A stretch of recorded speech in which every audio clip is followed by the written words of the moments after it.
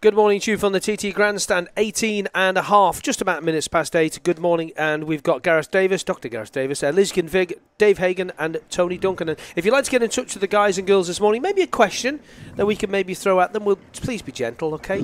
How do you get in touch, Christy, first off? Yeah, you can follow us on Facebook Live. We're there now, and I'll give some shout-outs to the people watching in just a second. You can also text us 166 177 if you're using a phone from off the Isle of Man. If you put 07624 before it. You can email studio@radiott.com, and of course we are on Twitter and Facebook at Manx Radio TT. And speaking of Facebook, got some lovely messages coming in. So Fenix says, receiving you guys loud and clear in India. Excellent and enjoying every minute. Warmer here on the Isle of Man. I bet it probably is as well. Yeah. Jeffrey says, good early morning from Warrington in Pennsylvania. Been with you all week. Incredible TT this year. Watching late night on the Velocity channel. This is hugely better than listening just on the Manx Radio TT player, but you're all doing a great job. And I have to say, I finally managed to catch up with some of the TV coverage. I was watching the Superstock, it was. Absolutely brilliant. Not seen any of it yet, to be honest with you. I've just watched the last 10 minutes of one of them, I think. Yeah. I thought, do you know what? I'll have an afternoon bit of quiet. So I'll just watch that and end up falling asleep.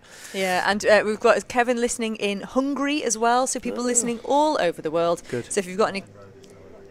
thanks to as well, just found out that the Mountain Road is now open as well because it was closed earlier. So just a little message. Yeah, and it's one way from Ramsey Hairpin all the way there, Burrell Park, all the way up to Craig the Bar. So please be aware of that one-way Mountain Road system, please. If you haven't been here for the first time, there's massive signs that say that it's one way, and stop means stop in any language, doesn't it, really? Yeah. Now, we talked to Dave Hagen, who's the Chief Technical Officer. We'd like to call him that. No, let's get it right. You're the guy who makes sure that the rules are enforced the correct way when it comes to like after racing. So a race finishes, you get your top 3 bikes, and then the bikes have to be taken away. And I think the 4th place bike gets taken away too, just for checks. And don't get too technical on us, because A, you'll lose me.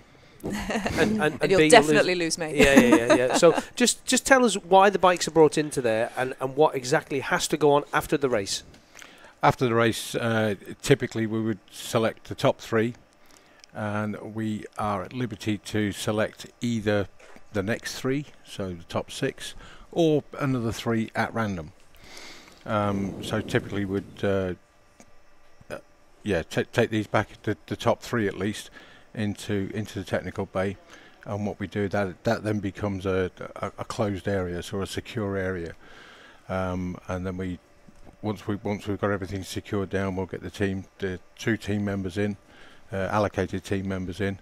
We'll explain to them what parts of the bike that we want to have a look at. This is the riders team. Exactly, yeah. What parts of the bike we want to look at, and that'll be the same for each of the team. Each of the bikes that are in the bays at the time. Once they've removed the parts that I want to check, obviously we can't check everything, so it's just a small number of parts that we feel would be worthwhile to have a look at.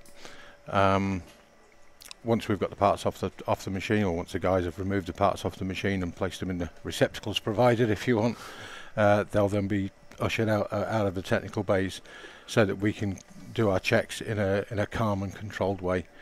And when we're happy with everything, we get the guys will come back in, and they're free to go with the machines. At that point, we can I'll inform the clerk of the course that what are the results of the technical checks, and at whatever point he's happy, he will then release the remaining machines from Park Ferme. Because that's what happens, is obviously the winning bikes and the ones you've selected get put in, and the rest of the bikes go into a controlled area with barriers in the Park Ferme area, with technical officials stood around, security around, just to make sure that people don't go in and don't go tampering and things like that. Exactly. Because it is, even before the start of a race, I think it's an hour before, all the bikes have to be in through scrutineer, and it used to be that nobody was even allowed in there. Yeah, pre-race, it's no longer a Park Ferme. It's an assembly area. It's just an area where the guys assemble. Used to be really strict, really did, these days, Park Ferme is only post-race.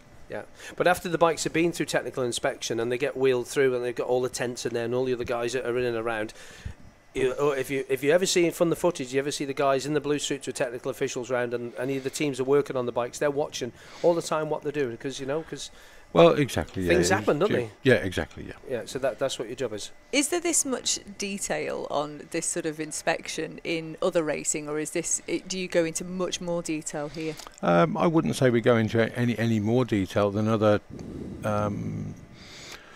blue ribbon sort of events, which the TT quite clearly is. Things like World Superbikes, MotoGP, British Superbikes, championships I've all been involved with in some way over the years. On the other side of the fence, it has to be said. It's very, very similar. So I wouldn't have said we go into any more or any less detail. Okay. Any questions? Anything else coming in on there? We'll there's a nice one here actually from Donald, who says, "Morning all from a Scotsman in Sweden. Loving the TT radio. For us who can't make it over, he's hoping to be here next year though. So fingers crossed for you, Donald. Question for everyone. You've obviously all been involved in the TT for some time now. He wants to know, what is your most memorable TT moment? Doesn't even have to be racing related, but in the TT fortnight. So Gareth, we'll go to you first. And Dave, make it clean, please. Make it clean. The most memorable TT moment? I don't know. I suppose it's one I have in my head, which is just being over here as a child, sitting on the hedge up at Cregnabar, watching people like Joey and Michael Hayward. So it's more of an ethereal moment than one specific one, and that's what I keep in my head, and I try and translate to people in the UK about what the TT is like and what it feels like and what it means to the society over here. It's a very, very special thing. David, am I allowed to have two? You can have as many as you want, mate. It's your time. My first TT moment was the first TT I came to, which was only in 1999. May seem like a long time to some people. It doesn't seem very long ago to me. And I was working for Suzuki at the time. We came along, not racing, but we came along with our BSB truck and some bikes and some historical Suzukis and helped form part of what was a Suzuki village in Nobles Park. And we got involved, myself and another chap worked for Suzuki, Roger Sims, got involved with the Street Magic Challenge, which was an assault course on a little Suzuki scooter. And the boys would roll out of the beer tent on a half cut and sign their life away and go full bore across this assault course. And you've just never seen anything so funny in all your life. So that is a huge memory with that. Imagine that now. And not a chance, not a chance. And the second one has to be, I was involved with Yamaha in 2004, and this was the very first TT I worked at in the paddock, and I was very fortunate to be asked to run John McGuinness, and that was John's first big bike win on the superbike. So I was really that sticks in the mind very much. Yeah, that was John saying to Honda, "Haha, you've let me go," wasn't it? One of those sort of things, wasn't it? Yeah, pretty much. Yeah, but and it was the new Yamaha model that year. That was its first outing, if you want, and we had the Japanese over that designed the design team for the bike, and it was just phenomenal time. John wasn't the official Yamaha rider though. Was that Jason that year? I can't remember. Jason Griffiths? John was, yeah. I mean, they took John on, I think, pretty much last minute. Yeah. I'm not entirely sure what the deal was, but Jason at the time was, I think he was a sales manager for Yamaha UK at the time, but also was one of their riders for the roads. And it was Jason that approached me. I'd not been living on the Isle of Man all that long at that point, and he approached me with just a few weeks to go.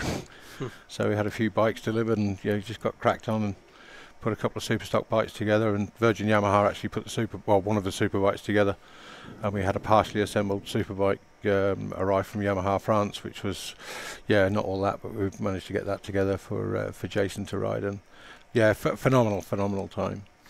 And Liz Kinvig, Liz, you've been involved in this with your family for years and years. Your mum's still involved with the Manx Grand Prix. As secretary of the meeting? She's secretary now because Caroline's retired. So your mum's secretary, she's left, She's left now, yeah. So you're involved with that. I mean, you must have some memories, obviously, with your dad supporting a lot of riders, Walter, over the years. So tell us some of your memories, like the question Christy asked. Come on, a good one. You must have lots hundreds. of memories, some probably for air, some probably not for air, really. But no one day's ever the same, and you never know what, especially down in that race office, you really don't know what you could be dealing with, and some very bizarre situations come through the doors, but it keeps us amused a lot of the time. But probably my most special moment really was probably 3 years ago when Gary asked me to step up to deputy clerk. It's something that I'd aimed for and worked really, really hard to get, and it was nice to get the recognition for the hard work I put in. Yeah, absolutely. Yeah, completely agree with it. And Tony, I know you've got you'll have a load of memories. Again, like Lizzie, some you can put on air and some you definitely can't put on air. Especially those Celtic match race days with the trips you did with the Alamantium. I bet they were a bit special. I bet you some of those. Yeah, Celtic match race was really good. Great atmosphere. Some of the riders were Neil Mackenzie's and a few of the other top riders, Jeremy McWilliams, riding around Derby and stuff like that. Isn't that great? Isn't it? But Celtic match race was really good in its heyday. But TT wise, I mean, morning practice as a kid. My dad used to take us down because he marshalled down there, so I used to sit on the wall. Whereabouts? It was at the time it was Quarterbridge. We were down there. I was freezing, dragged down there in early morning practice, and I just remember watching Mick Grant early morning practice.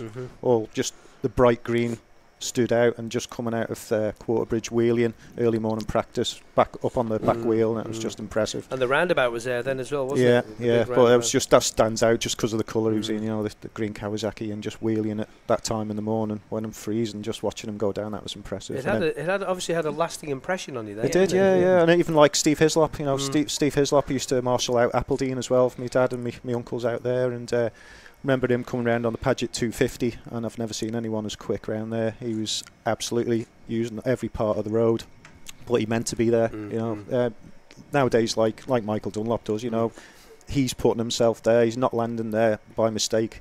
He is putting himself out there every lap. But Hislop was just phenomenal. So many. The battle between Hislop and Locker as well. That was just phenomenal. One of the best races ever. Just coming up to 8:30 here on Manx Radio TT. Very good morning to you. If you just joined us, we're joined by Dr. Gareth Davies, Lizzie Kinvig, Dave Hagen, and also Tony Duncan. We'll speak to them again in a couple of moments. And of course, at 8:45, 8:45, we'll have the weather.